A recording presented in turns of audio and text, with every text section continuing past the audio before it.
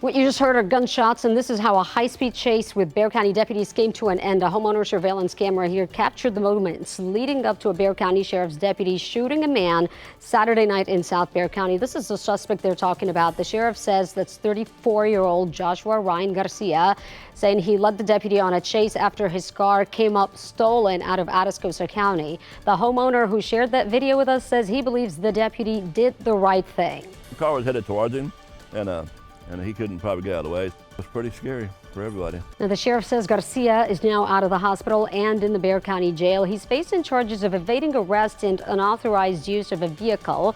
Meanwhile, we know the deputy involved has been with the sheriff's office for about a year and is now on administrative leave while this investigation continues.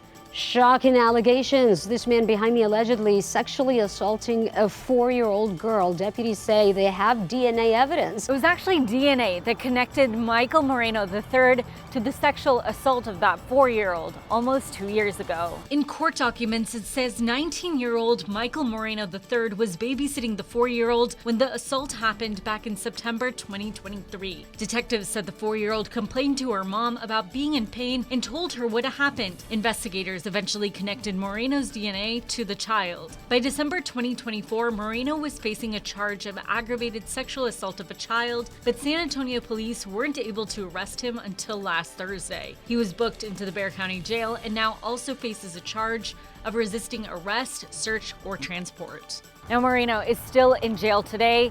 This is still a developing story, so as we learn more, we'll bring it to you on air and online. Rania Kaur, KENS 5. Cash, meth, and cocaine, just some of what authorities say they found at a home when they raided this man's home in Wilson County. Deputies believe an entire operation was running out of that house. The Wilson County Sheriff's Office says several agencies had been doing groundwork for more than a year to arrest Luis Vasquez. They say he is part of a drug trafficking operation. Investigators say they arrested him Friday when deputies raided a home on Job Street in Gonzales, and they say they seized $10,000 in cash, 30 pounds of marijuana and THC products, along with meth and cocaine. Vasquez now facing several charges, and deputies say they're investigating more people. Ceasefire in trouble. Today, an incredibly frustrated President Trump accusing Israel and Iran of violating the ceasefire agreement that the president had announced on Monday.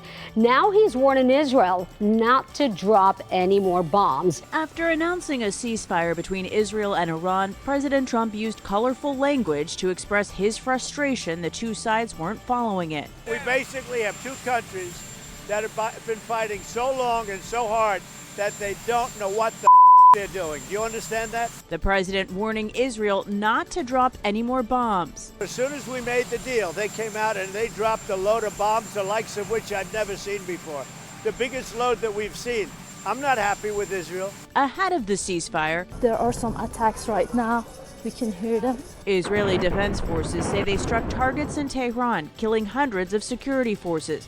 Iran then fired back with missile strikes that killed 4 citizens in Beersheba.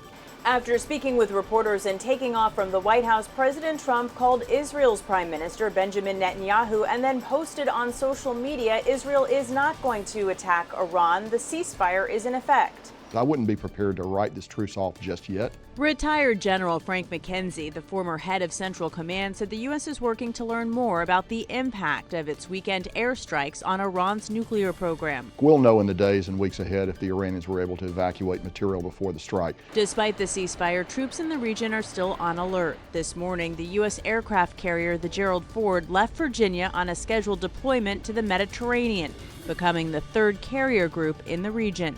Natalie Brand, CBS News, the White House. And that's a wrap of your KENS 5 News. Now be sure to stay with me for your latest updates and developments on what's happening in local and national news. I'm Sarah Forgany. I'll see you tomorrow.